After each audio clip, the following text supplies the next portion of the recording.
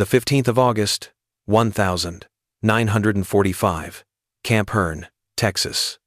By mid-morning the heat was already oppressive, the thermometer hovering at 98 degrees, cicadas screaming from the pine woods beyond the barbed wire.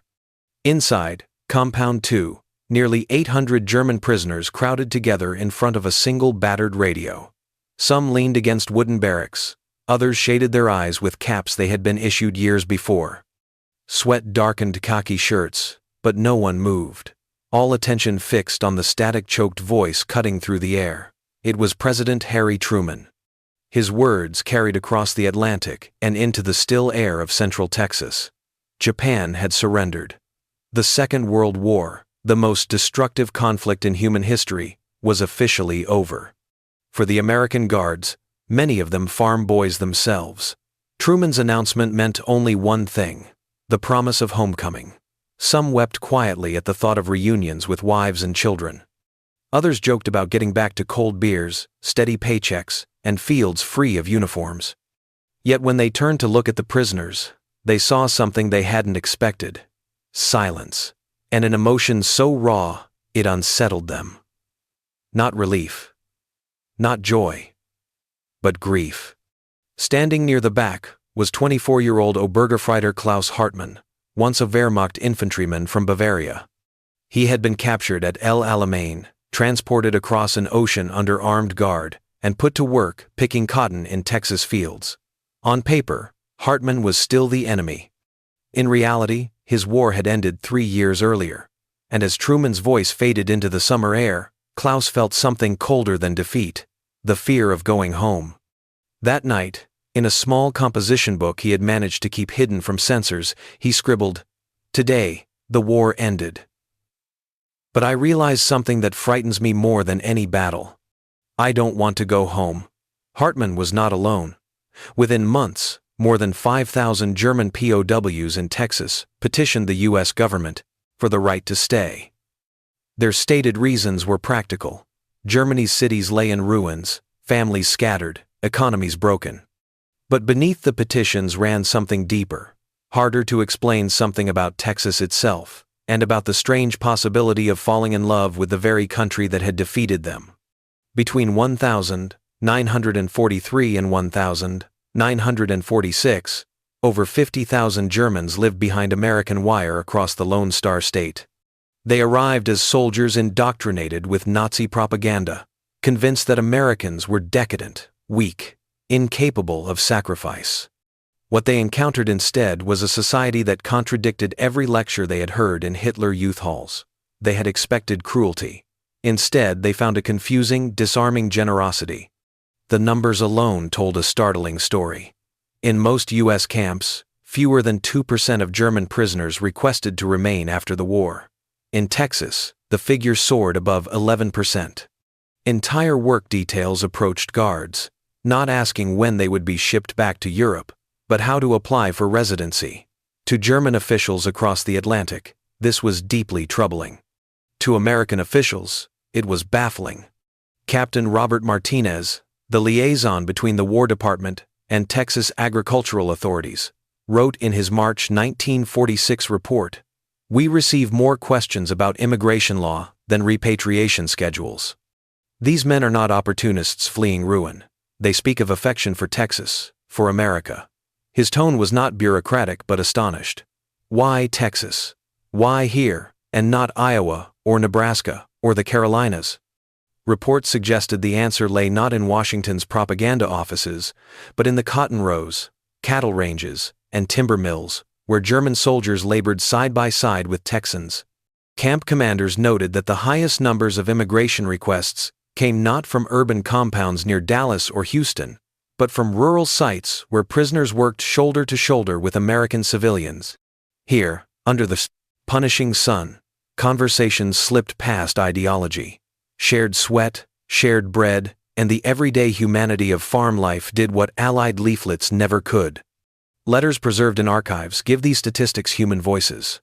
Unteroffizier Friedrich Weber wrote from Camp Huntsville, "For 32 months I worked with Texas farmers. They treated us not as prisoners, but as men.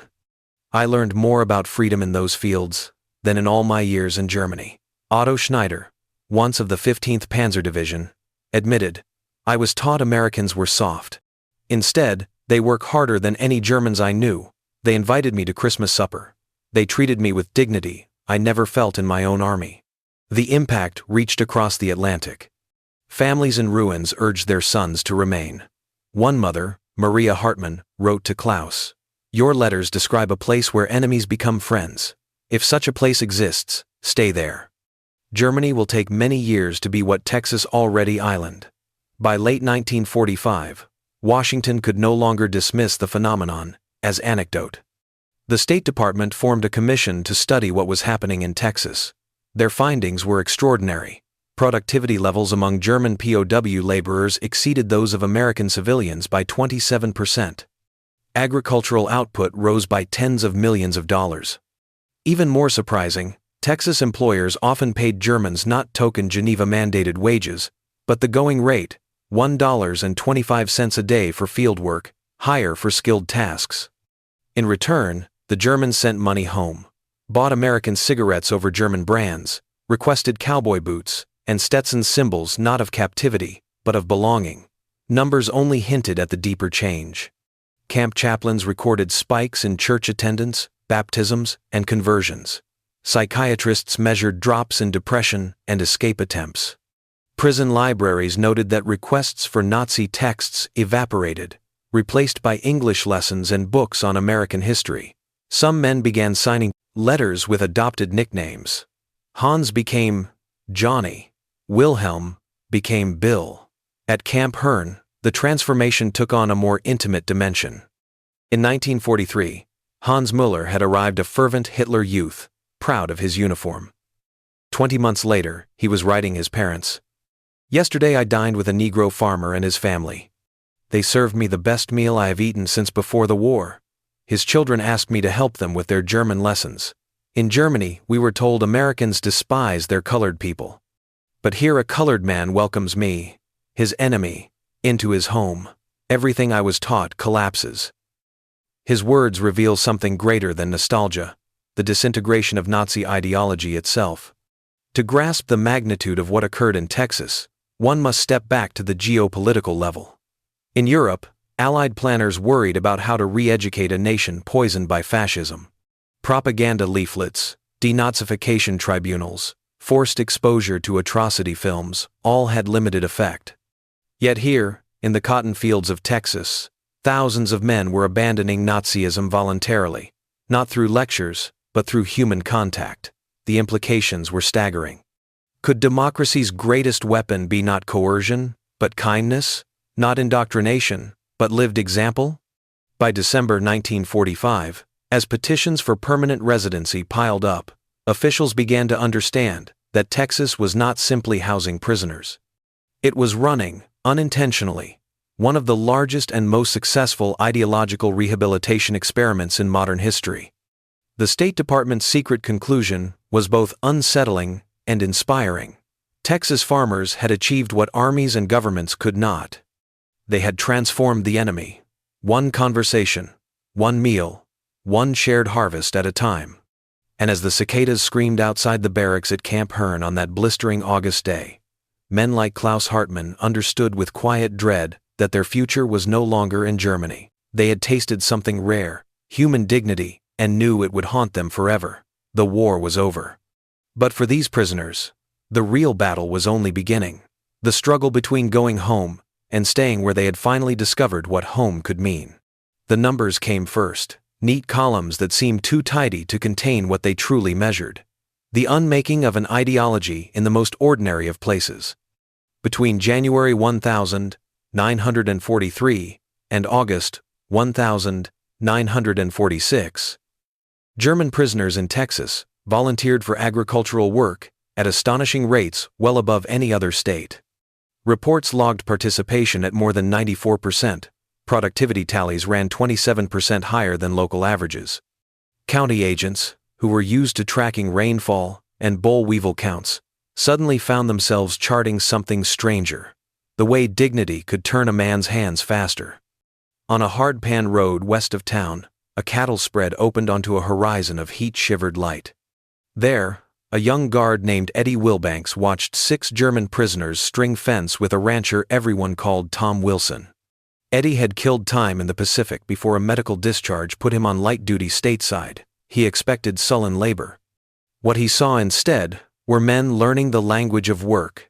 Staples, fence, stretcher, cinch it tight, partner. The first week, one German auto mangled the word calf into calve. By the third week, he was spitting dust and counting head like anyone born under this sky. Later, Eddie would tell his wife that the strangest part wasn't the speed, it was the laughter at noon when sandwiches were passed 2 kinds of bread, a slice of onion, a sliver of kindness between them. Geneva Convention guidelines said POWs could be employed and paid token rates, a dime a day on paper. But Texas, pragmatic in the way of the land, often ignored what didn't make sense to a harvest clock. If a man did a day's work, you paid the day's wage. Field hands earned $1.25. Skilled tasks climbed past that. Machine operators earned double. The ledgers swelled. By 1945, the aggregate wages for German POWs in Texas reached into the millions. The money held in camp accounts, spent at canteens, sent home as remittances where censors and rules allowed. What mattered more than the dollars was the lesson every exchange taught. In this place, labor had a price, and any man giving honest labor was worth it. Canteen slips from Camp Mexia read like small love letters to a new identity. American cigarettes outsold German brands 3-1. Prisoners queued for English language magazines 7-1. Requests appeared, half sheepish and wholly symbolic. A pair of cowboy boots, a Stetson hat. Objects with no utility inside wire. Yet, when a man tried one on, he smiled in a way that turned the hat into a declaration of belonging, or at least of wanting to belong. In the chapels, another quiet arithmetic took hold. Attendance rose month by month. Pastors baptized men whose lives had been baptized already by sweat and surprise. Hans, who had been baptized as an infant, in a faith that felt to him compromised, now stepping into a wooden tank in a small-town church. The water cool on a back scarred by shrapnel. The congregation singing verses in an accent he was still learning to mimic. Conversion, some said. But if you listened beneath the hymns, you heard something more ordinary and more powerful. Gratitude for neighbors who invited enemies to dinner, who said grace over a table where mercy sat steaming like cornbread. Medical records told their own story in the clipped phrases of army physicians. Average weight gain among German prisoners in Texas topped 20 pounds. Depression scores fell sharply within a year. Escape attempts dwindled to rare foolishness. A camp psychiatrist scribbled a note that survives in the file. These men have stopped bracing for the blow. They are bracing for a future. It was a matter-of-fact sentence, and it lodged like a seed. Education programs multiplied at Huntsville, then spread by imitation. English first. The mouth must learn the music before the mind can claim the meaning. Then civics. To explain the quarrelsome miracle of a government that allowed citizens to criticize it loudly, and still demanded their loyalty, softly. In the evenings, men bent over borrowed textbooks. The barracks took on the sound of a hive, soft voices repeating, "We, the people." As if an oath were a language lesson, and a language lesson were a ladder. Klaus Hartmann struggled with vowels and the slippery "er." His notebook, filled with lists, jury, ballot, rights, duty. At first, the words were just shape and sound. Then he worked a cotton row side by side with a farmer named Henderson, who argued politics at lunch and paid his workers by supper. Klaus scribbled again that night. In Germany, the Führer spoke, and we obeyed. Here, the people speak, and the leaders obey. It is noisy, and I think it is holy. He underlined holy twice, surprised at himself. Censors still read every letter. Early in the war they saw slogans and bitterness embedded like shrapnel. By 1945, the tone had inverted. The same eyes now scanned sheets that carried home strange reports. The taste of iced tea, the way a sheriff shook a man's hand before locking him up, a Sunday service where a former enemy sat beside a Gold Star mother. The censors clipped and filed, and soon were writing summaries of their own. References to Nazi ideology had nearly vanished. Discussions of American democracy, agriculture, and church suppers had replaced invective. They write as men who expect to be Americans, a clerk noted, and who are embarrassed that they are not. Numbers aligned with narratives. Productivity gains were not just about strength or technique, they were about trust. A man works faster when he expects to be treated fairly. And Texas farmers, gruff and practical, standoffish at first, discovered that respect given came back to them as labor rendered. The State Department's commission recognized it too, though it dressed the revelation in bureaucratic linen. Civilian integration correlates with positive attitudinal shifts. Out on the ranch road, Eddie would have said it better. If you eat together, you pull together. Past the data and the tidy sentences, though, sat the hard question of why this happened here. Historians later credited the cultural chemistry of Texas, a frontier ethic that prized competence, a populist suspicion of abstract authority combined with a stubborn loyalty to local community. A religious tradition that, at its best, made welcome a duty and kindness a command. Yet even that felt too theoretical for the afternoon when one of the prisoners, a carpenter before the war, repaired a neighbor's porch, and the neighbor whose son had died in Italy stood watching, conflicted, then pressed a mason jar of lemonade into the carpenter's hand and said, "Thank you." Sometimes history turns on such small hinges. When D-Day's news had broken a year earlier, men cheered for an Allied victory that would hasten an end to the madness. Their loyalty cracked first. Now it had been replaced. And with Truman's announcement of Japan's surrender, the floor dropped away entirely. The war's end meant repatriation, and repatriation felt like exile. The petitions to remain were written in careful script, formal phrases wrapped around aching hearts.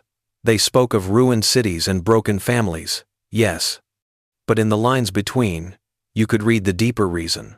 I became someone in Texas that I did not know I could be. Do not make me abandon him. Geopolitically, the lesson refused to stay local. Policy men in Washington began to whisper about what this meant for the reconstruction of Germany. That perhaps democracy is not taught first in classrooms or courts, but in pay envelopes, church pews, and shared tables. The Marshall Plan would move steel and coal, credits and grain, but the Texas camps had moved something subtler, the imagination of the possible. Not every man changed. There were hardliners who kept to themselves, who spat at the flag when backs were turned. Human beings move in distributions, not miracles. But the center of gravity had shifted, and once a center moves, everything eventually follows. The chaplain at Brady put it this way in a letter to a friend: "You cannot preach a better sermon than a fair wage, a clean bed, and supper with your enemy." In the end, the statistical portrait compiled by the War Department, wages earned, pounds gained, classes completed, baptisms recorded, escape attempts abandoned, added up to an unlikely conclusion. Texas had not just housed prisoners, it had taught a course in citizenship without meaning to. The camps were meant to hold men in place.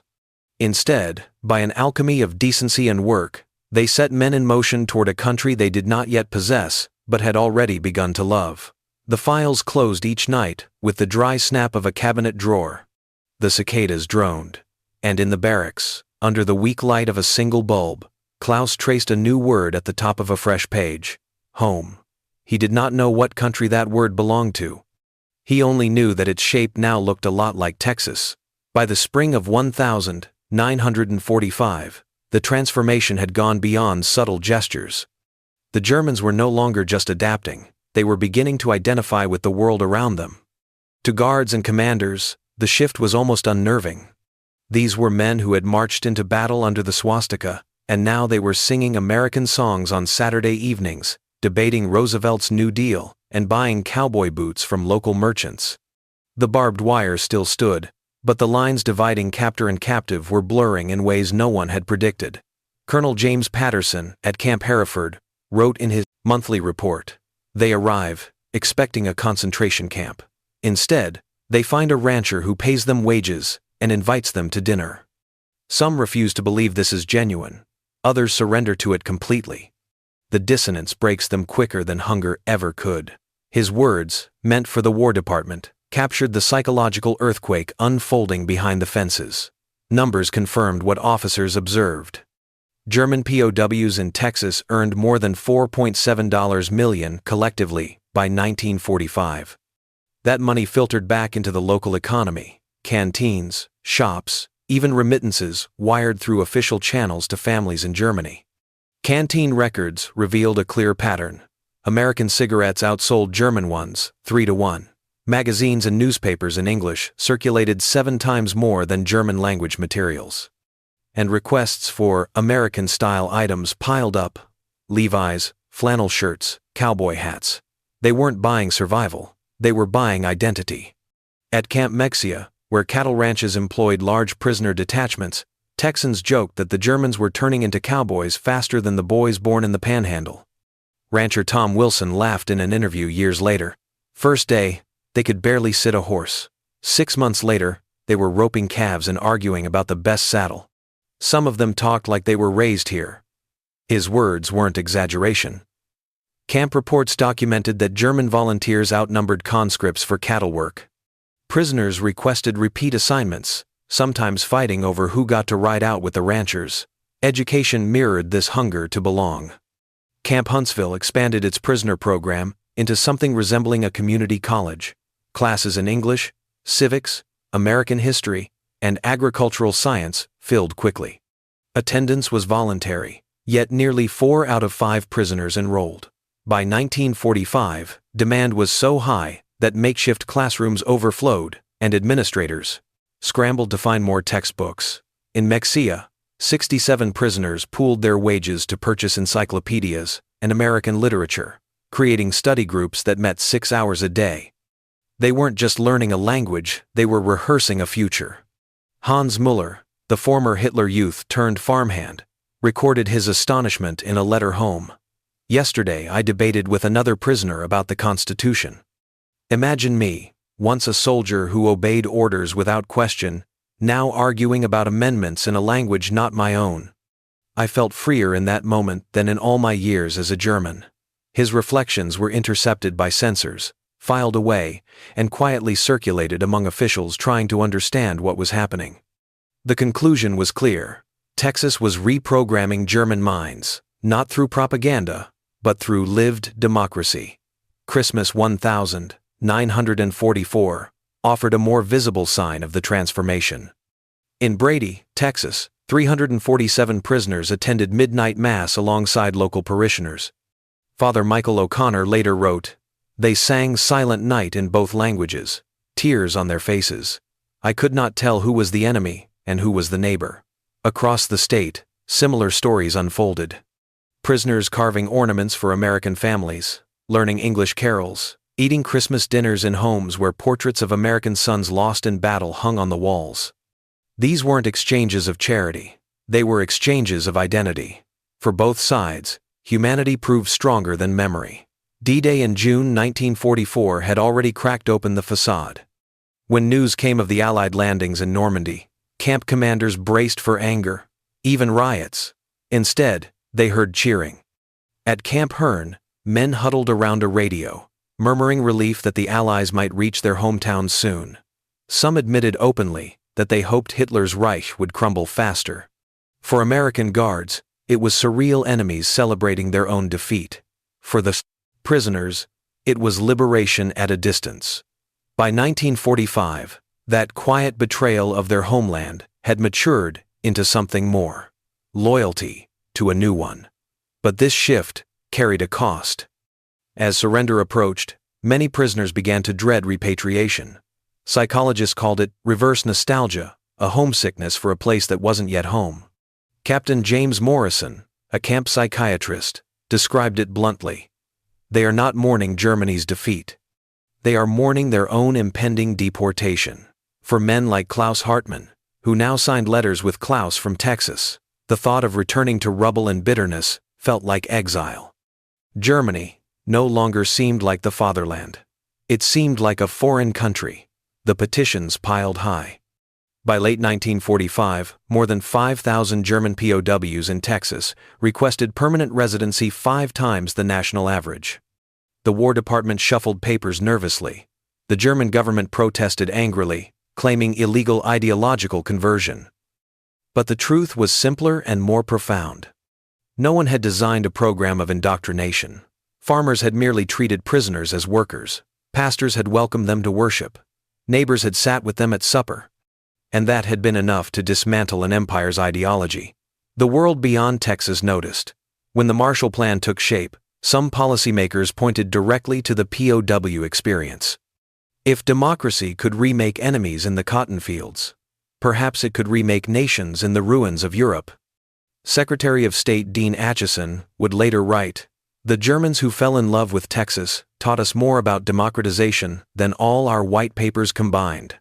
They proved democracy's greatest weapon is not force, but practice." As 1945 ended, the fences still stood. But inside them, a revolution had already occurred. The Germans were no longer just Germany's soldiers. They were men who had tasted another way of life, one where wages matched labor, where government answered to the people, and where kindness could come from the hand of an enemy. They had begun to imagine futures that Germany could not yet offer. And that imagination was powerful enough to terrify Berlin, to confuse Washington, and to change Texas forever. The spring of 1945 carried with it both hope and dread. In Europe, Allied armies pushed relentlessly toward Berlin. In Texas, behind strands of barbed wire, men who had once sworn loyalty to Hitler were now measuring their lives by different clocks, the rhythm of cotton rows, the timetables of cattle drives, the Sunday bells of churches in towns whose names they had never heard before the war. Colonel William Peterson at Camp Hearn confessed in one report that he no longer recognized his own command. These men once saluted Hitler's portrait. Now they cheer Roosevelt on the radio. They do not wait for lectures to change them. The change is already inside them. For Peterson, as for many American officers, the transformation seemed less like a policy and more like a phenomenon, something that grew out of soil, sweat, and human contact. By D-Day, the evidence was undeniable. When the Normandy landings were announced, commanders braced for anger or resistance. Instead, German POWs leaned forward eagerly around radios, whispering about the liberation of their towns. Some prisoners even admitted openly that they hoped the Americans would reach Bavaria quickly. At Camp Huntsville, one diarist wrote, "6 months ago, this news would have filled me with rage. Today I feel only relief. Perhaps my family will be free of madness." It was treason to their homeland, loyalty to something else. And then came Christmas of 1944, when fences all but vanished in spirit. Across Texas, Germans joined in hybrid celebrations. German carols sung in English, wooden ornaments carved for local families, cowboy hats worn alongside gray prison uniforms. At Brady, 347 prisoners packed into St. Joseph's Catholic Church for midnight mass, sitting shoulder to shoulder with Texans whose sons had fallen at Anzio or Omaha Beach. Father Michael O'Connor described it later. They sang Silent Night in 2 tongues, with tears on their faces. They were not celebrating a victory or a homeland. They were celebrating a rebirth. Such moments did more than ease tensions. They rewired men from the inside. Hans Müller, who had once scribbled his loyalty to Hitler in a diary, now wrote to his parents, "I dined with a colored farmer named Samuel Jackson. His children asked me to help with their schoolwork. In Germany I was taught Americans despise colored people, but here a colored man invites me to his table. Everything I believed is shattered. That one meal struck harder than any propaganda film. It unstitched the Nazi racial dogma woven into him since boyhood." The irony was sharp. While Allied leaders debated how to denazify Germany, Texas ranchers and farm families were accomplishing it without blueprints. No lectures, no tribunals. Just ordinary life lived generously, stubbornly, without ceremony. The effect was so profound that German officials lodged protests, accusing the United States of illegal ideological conversion. Washington responded coolly, "There is no program. It happens naturally." And it did, but not without cost. By early 1945, the war's inevitable end raised a terrifying prospect for thousands of prisoners: forced return. Psychiatrists began documenting what they called reverse nostalgia, a longing for a place they had never legally called home. Captain James Morrison, assigned to Camp Hearn, interviewed dozens of men. His conclusion was blunt: they are not afraid of defeat. They are afraid of departure. Klaus Hartmann told Morrison, "I am no longer German, but not yet American. I belong nowhere. That is lonelier than battle." His words echoed across camp records. Others scribbled similar confessions: fear of rejoining neighbors still loyal to Nazi lies, dread of returning to rubble and hunger, shame at feeling pride when the Texas flag fluttered. Desperation surfaced in acts both quiet and dramatic. At Camp Mexia, 17 Germans staged the 4th of July renunciation ceremony, burning old uniforms, reciting the Pledge of Allegiance in accents thick but determined. For them, the ritual wasn't parody, it was plea. They wanted America to hear, "We have changed, let us stay." The petitions kept piling. Thousands begged to remain, citing destroyed homes, families urging them to avoid return, or simply that they had found dignity in Texas that Germany could no longer provide. Immigration officers, bound by law and the Geneva Convention, stamped the petitions away. Yet even those officials admitted, in their memos, astonishment at the sincerity of the requests. For some, the dread turned unbearable. Reports noted suicide attempts, men who preferred death in Texas soil to life in the ruins of Germany. The War Department struggled, caught between obligations to international law and a moral dilemma no handbook had prepared them for. What do you do when your enemy no longer wants to be your enemy? Still, the story did not end in despair. Seeds planted in cotton fields and timber camps would not wither so easily. Many Germans who were forced to board ships back across the Atlantic carried Texas with them in their pockets: cowboy hats, photographs, dictionaries of English words, letters from farmers promising sponsorship someday. They left unwillingly, but not forever. And indeed, in the years that followed, hundreds found their way back legally, fulfilling dreams deferred but never erased. But that next chapter lay in the future. In 1945, inside the camps, the mood was one of profound tension. Joy at the war's end, mixed with grief that their American lives might be over before they had truly begun. The paradox of Texas was complete. The land that had once held them as enemies, now held them as something closer to family. They had come to its fields in chains and left with hearts bound to it. And as the final months of the war ticked down, both Americans and Germans sensed that history had written something here no one had intended. A story not of conquest, but of conversion. One handshake, one supper, one prayer at a time. The collapse of Nazi Germany, in May 1945, should have been a moment of simple clarity. For millions across Europe, surrender meant liberation from tyranny and the chance to rebuild shattered nations. But inside Texas camps, surrender landed like a thunderclap of confusion. On May 8th, the news swept through Camp Hearn with the weight of a funeral.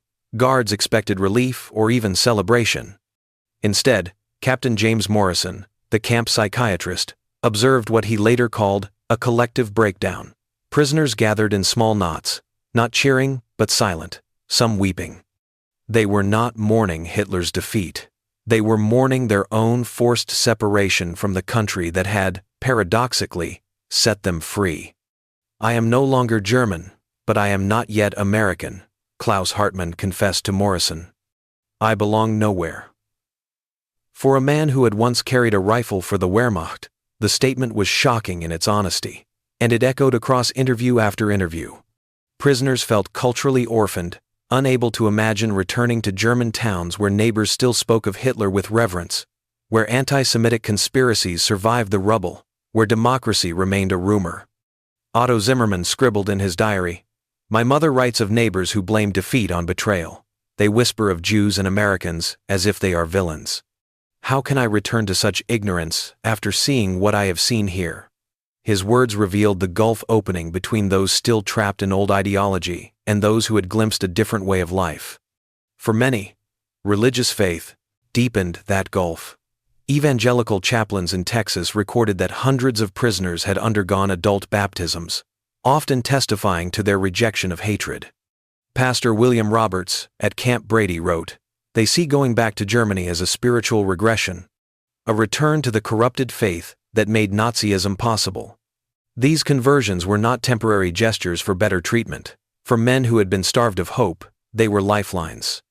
As repatriation schedules accelerated in late 1945, behavior in the camps shifted. Men who had once volunteered eagerly for work grew listless. Productivity fell.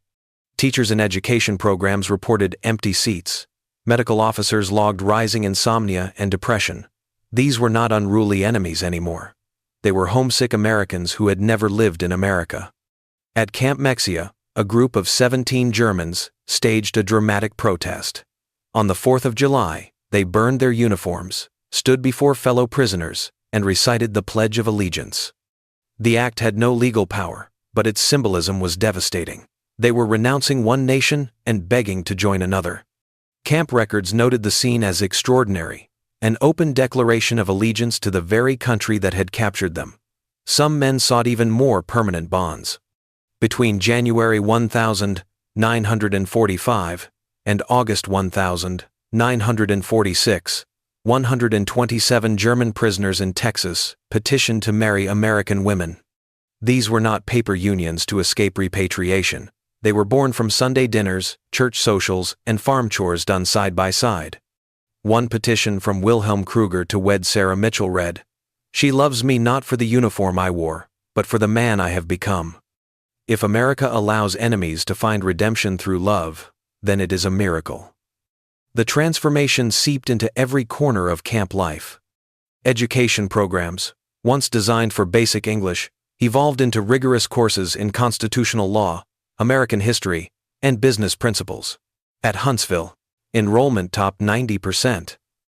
At Mexia, prisoners pooled wages to buy encyclopedias and literature, holding study circles that stretched late into the night. One commander admitted with astonishment, "These men study America with more devotion than American high school students." Mock elections held during the 1944 presidential race offered another window into their thinking. Across 12 Texas camps, German POWs cast ballots in simulations of American democracy. 87% voted for Franklin Roosevelt. Not because he was the enemy of Hitler, but because, as one prisoner wrote, Roosevelt faces criticism daily from newspapers, and yet still commands loyalty. This is leadership, not dictatorship. Culture, too, shifted palpably. Camp orchestras abandoned Wagner and Beethoven in favor of American folk tunes and jazz. Men requested American haircuts. They checked out American novels, biographies, and magazines at rates 10 times higher than German literature. Names changed. Otto signed his letters Tex. Wilhelm became Bill. Friedrich introduced himself as Fred. These choices weren't trivial. They were declarations of belonging. By summer 1945, the cumulative effect of these changes was staggering. Prisoners were no longer just complying with rules. They were embracing American identity with startling enthusiasm. Guards wrote reports describing men who spoke of Texas as home, who wept at the thought of leaving. Letters intercepted by censors carried no Nazi rhetoric, only admiration for democracy, gratitude for fairness, and pleas to remain. And yet, Geneva Convention rules were unyielding. Enemy soldiers had to be repatriated. No clause accounted for prisoners who begged to stay, who feared returning to their homeland more than they had ever feared the enemy's guns. As the first transports were prepared, despair deepened. Morrison's psychiatric evaluations recorded rising anxiety, even suicide attempts. He used a term rarely seen in military reports: reverse exile. These men had come to Texas in chains, and now leaving felt like banishment from the only freedom they had ever known. One letter, intercepted and saved in War Department files, captured the paradox in heartbreaking clarity. Hans Muller wrote to his parents in Heidelberg, "America gave me work that dignified me, neighbors who respected me, and hope for a future built on merit. Germany offers only rubble and bitterness. I am deported from my spiritual homeland to return to a place that feels foreign." For the guards and farmers who had shared their fields and tables with these men, the feeling was mutual. Some Texans wrote letters offering to sponsor their prisoners for immigration. Others promised jobs and homes if laws ever allowed return. What had begun as war's necessity had become, against all odds, a bond of trust neither side had anticipated. As 1945 closed, the paradox of Texas stood stark. A state that had been chosen to hold prisoners had instead nurtured converts, men who had been enemies, but who now longed to be Americans. It was a transformation that bewildered bureaucrats, troubled governments, and astonished historians. And it forced a new question, one still echoing decades later. How had ordinary Texans, with no strategy but decency, dismantled Nazism more effectively than armies or tribunals? The forced repatriations of late 1945 and early 1946 marked the most painful chapter in the Texas POW story. For years, men had tilled fields, hauled timber, repaired fences, and sung hymns alongside Texans, slowly stitching together a fragile new identity. Now, in a matter of weeks, they were ordered to pack their belongings: canteen tokens, Bibles gifted by church families, photographs of ranch suppers, and prepare to sail back to a homeland they no longer recognized. Camp commanders reported the atmosphere had shifted from optimism to desolation. Productivity plummeted. Once eager students dropped from classes. Men who had begged for extra work assignments now lingered in barracks, listless. Captain James Morrison, still cataloging psychiatric evaluations at Camp Hearn, noted a new phrase appearing again and again. "I feel like an exile." These men were not being freed, they were being uprooted from what had become their chosen soil. At Camp Hereford, the rift between veteran prisoners and new arrivals exposed how deep the transformation had gone. Those captured in 1942 or 1943 spoke fluent English, wore American haircuts, even signed letters with anglicized names. They had embraced Texas. The latecomers, captured in the war's final months, arrived still wrapped in Nazi rhetoric. Tensions flared.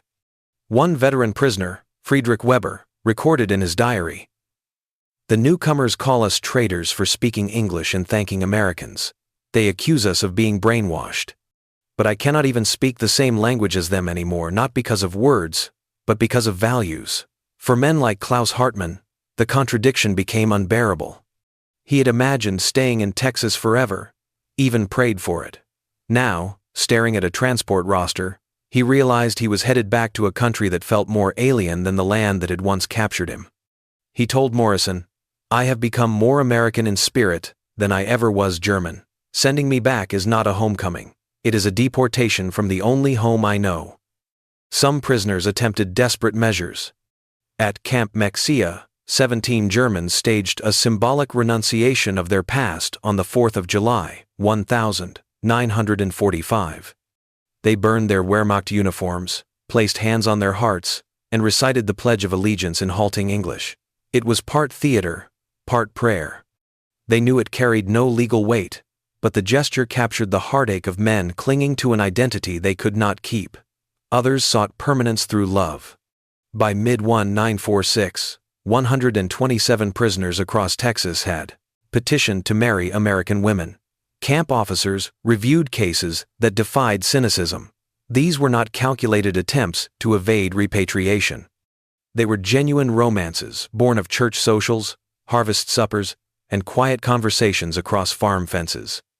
One petition from Wilhelm Kruger, who sought to wed Sarah Mitchell, daughter of a timber mill owner, read, "She has seen past the enemy I once was. She loves the man I have become here. If America can forgive me through her, then perhaps I have a future." For Kruger and others, love was the most radical proof of transformation. The War Department, bound by law, denied nearly all petitions. Yet these marriages, though delayed, were not erased. Many couples waited years, corresponding across oceans, until immigration law finally permitted reunions. Their stories would surface in the 1,950 seconds and 1,960 seconds, living testaments to the depth of a change born in captivity. Meanwhile, educational programs reached their peak. At Huntsville, the prisoner-run school evolved into a curriculum rivaling American high schools. English grammar, civics, business principles, even constitutional law were taught by German volunteers. Attendance surpassed 90%. At Mexia, 67 men pooled wages to buy encyclopedias and American literature, holding nightly study sessions that sometimes lasted 6 hours. Major Robert Hayes marveled. These men study America with more dedication than American students themselves. They debate the Federalist Papers as if they were campaigning for office. Political education bore fruit in symbolic ways. During the 1944 U.S. presidential election, administrators allowed mock votes in 12 Texas camps. 87% of Germans voted for Franklin Roosevelt. One prisoner explained his choice in a letter. In Germany, we were told Roosevelt was a dictator. But here, I see newspapers criticize him daily. He answers to Congress. He answers to the people. This is true leadership. The exercise, meant as a civics lesson, revealed something larger. Former enemies now admired the very democracy they had been sent to destroy. The transformation also showed in culture. Orchestras once devoted to Beethoven began performing American folk songs and swing tunes. Library records showed German classics gathering dust, while Steinbeck and Whitman circulated heavily. Hairstyles, clothing, even nicknames shifted. Hans became Johnny, Otto became Tex. A guard wrote home. They look less like prisoners of war, and more like awkward exchange students trying to fit in. By summer 1945, many prisoners had become ambassadors of democracy. Letters home, reviewed by censors, urged families to abandon Nazi rhetoric and prepare for democratic rebuilding. In one letter, a prisoner wrote bluntly, "Germany must become what Texas already island." Such words, once unthinkable, were now commonplace. But no amount of goodwill could halt the machinery of international law. The Geneva Convention required repatriation. Ships were waiting in ports. Camp commanders, who had grown attached to men they once guarded with suspicion, found themselves managing heartbreak rather than hostility. One officer sighed in a letter, "We have turned enemies into neighbors, now we must send them back into exile." The departures marked the end of one story and the beginning of another. Because even as trains pulled away from Texas, the memory of what had happened here remained too vivid to vanish. Texans remembered the Germans who had built barns and sung hymns beside them. Germans remembered the land that had dismantled their hatred through kindness. The paradox was now complete. In defeating an enemy, Texas had created thousands of unlikely converts, not just to a nation, but to an idea. Democracy had not been imposed on them. It had been lived with them.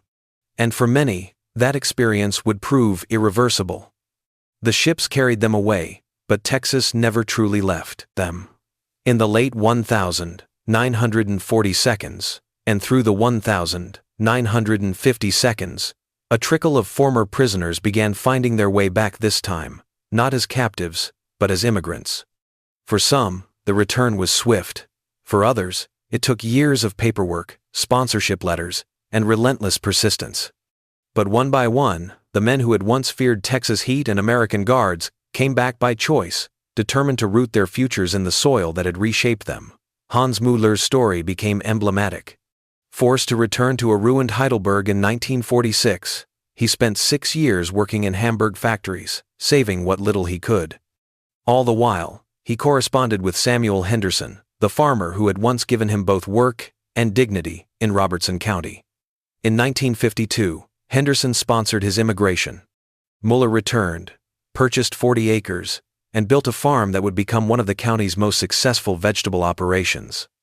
In 1960, he married Sarah Henderson Samuel's daughter, the same girl he had met at a church social during his imprisonment.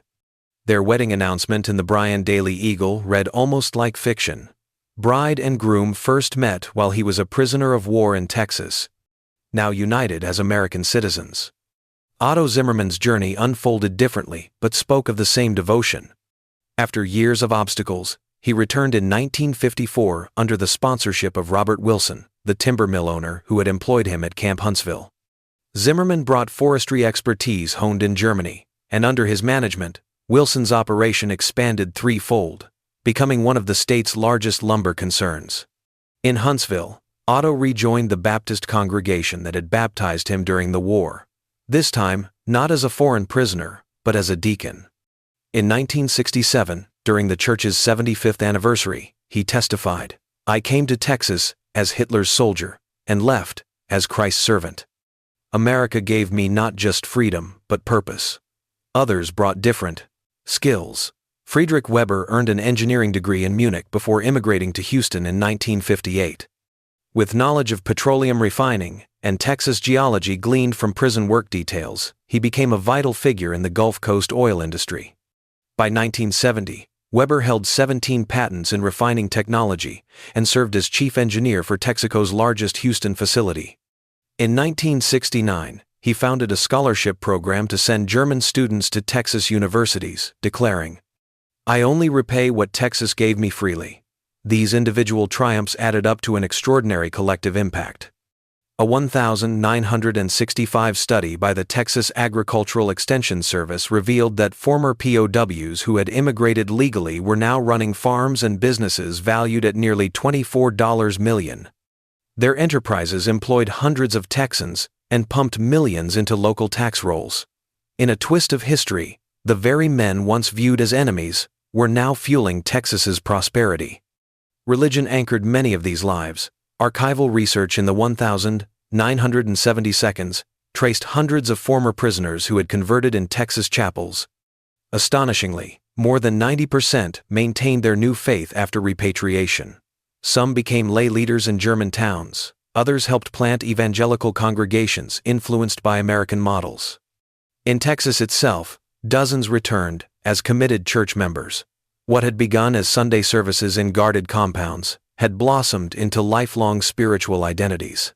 Citizenship followed, faith and work. Between 1950 and 1970, 89 former POWs naturalized as American citizens, 73 of them in Texas. Judges who presided over these ceremonies often noted the gravity with which these men took their oaths. Judge William Morrison of Bryan remarked, "They understand citizenship more deeply than most who are born to it. They chose it." The legacy extended to their children. By 1980, more than 300 children of former German POWs had grown up as Texans studying at Texas A&M, serving in the U.S. military, running family farms and businesses. Their achievements often outpace state averages in education and entrepreneurship, evidence that their father's transformation had planted values of gratitude and hard work. Historians, too, began to notice. By the late 1960 seconds, the German government had commissioned studies on the Texas POW experience, concluding that men held in Texas demonstrated far higher rates of democratic participation and economic success than those detained elsewhere.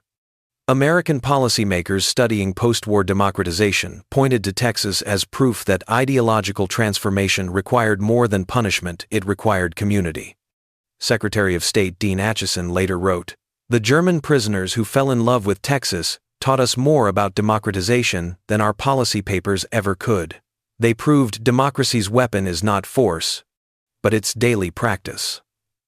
In seminaries, pastors used the conversions of German POWs as case studies in lived theology, proof that faith expressed through kindness could succeed where preaching alone often failed.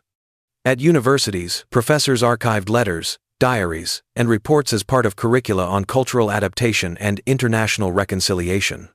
By the 1970 seconds, the University of Texas maintained one of the richest collections of POW writings, documents that scholars mine to understand how enemies became neighbors. Even immigration law bore traces of the POW legacy.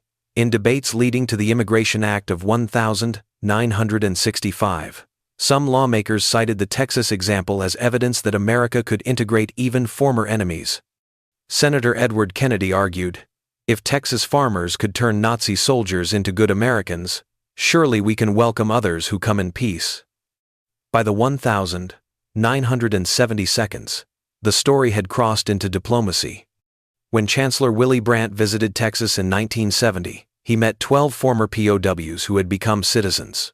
Standing beside them, he declared, "These men are bridges between our nations, proof that enemies can become allies, and that dignity builds what war destroys." Their children carried the story forward. In 1980, descendants founded the Texas German Heritage Foundation to preserve their father's experiences. Their mission statement echoed the simple truth that had defined the entire transformation.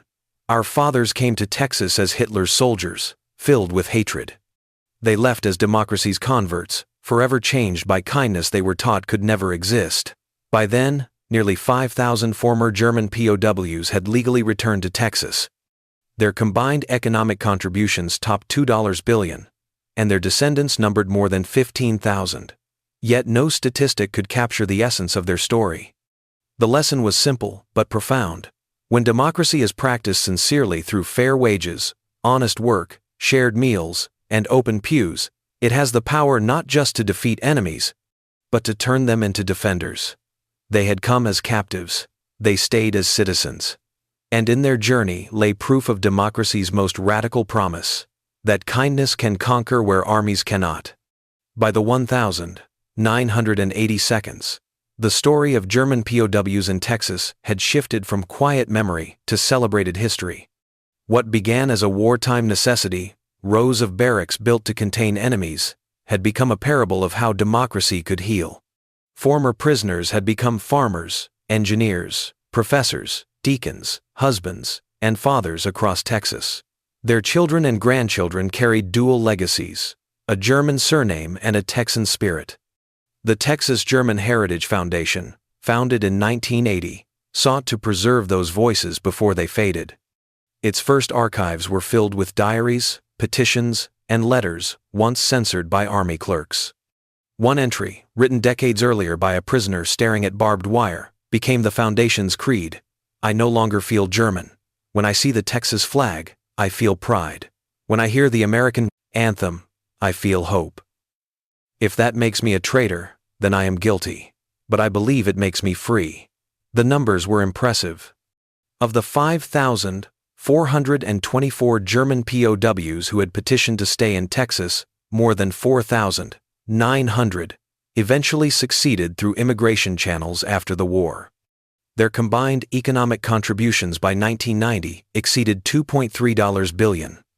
Their descendants, over 15,000 by that time, were woven into the fabric of Texas schoolteachers, business owners, ranchers, lawyers, oilmen. Yet the statistics, though striking, only hinted at the true meaning. The real legacy was not economic or demographic, but moral. American officials recognized it too.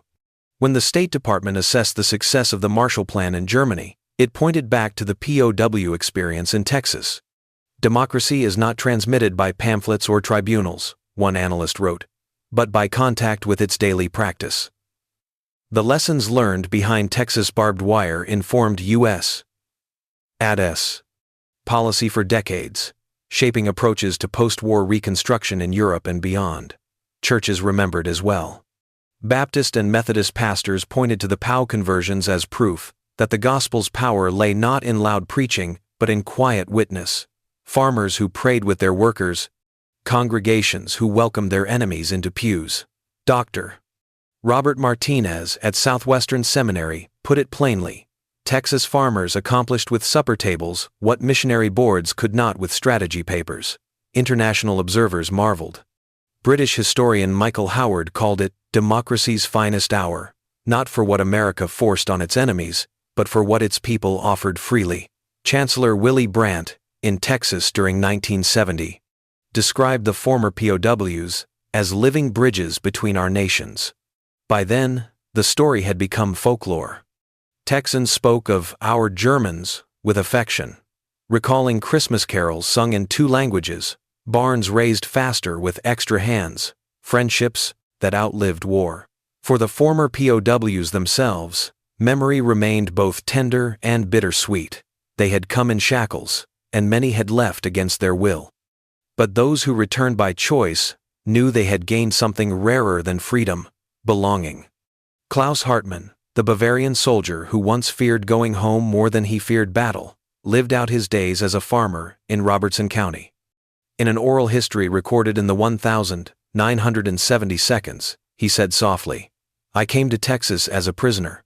I became a man here. Germany was where I was born. Texas is where I was made." The broader world, scarred by decades of war, found in their transformation a glimmer of hope. If enemies could be remade not by force but by fairness, perhaps reconciliation was possible elsewhere. The POWs of Texas became unlikely apostles of that idea, men who had seen democracy not in speeches or propaganda, but in pay envelopes, shared meals, and church pews. And so, the story closes with a paradox, as powerful as it is simple. They came as Hitler's soldiers. They left as witnesses for democracy. And in that transformation lay proof of America's greatest strength. Not its armies, not its wealth, but its ability to turn even sworn enemies into neighbors, friends, and citizens, through the stubborn practice of dignity.